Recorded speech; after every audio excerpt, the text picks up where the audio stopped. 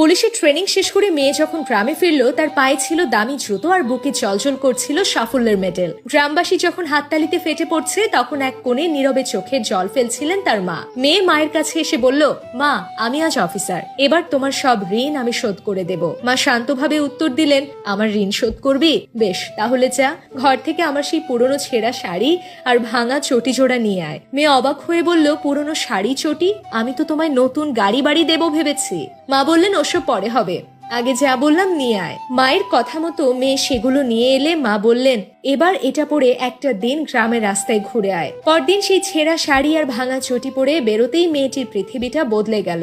লোকের বাঁকা চাহনি আর বিদ্রুপের বান তার গর্বিত অফিসার সত্তাকে ক্ষত বিক্ষত করছিল, আর ভাঙা চটির খোঁচা শুধু পায়ে নয়, গিয়ে বেঁধছিল তার আত্মসম্মানে। 1 ঘন্টাও সে ঠিকভাবে হাঁটতে পারল না। সন্ধ্যায় বিধ্বস্ত অবস্থায় ফিরলে মা শুধু জিজ্ঞেস করলেন, কিরে, কেমন বুঝলি? মেয়ের চোখ দিয়ে তখন ঝরঝর করে জল পড়ছে। সে বলল, মা, এই পোশাকে এই কষ্ট নিয়ে তুমি সারা জীবনটা কাটালে কি করে? মা হাসলেন, বললেন, বেটি, এই ছেঁড়া শাড়ি আর ভাঙা চটি পরেই তোকে পরিয়ে মানুষ করে আজকের এই জায়গায় পৌঁছে দিয়েছি, আর তুই বলিস আমার ঋণ শোধ করবি?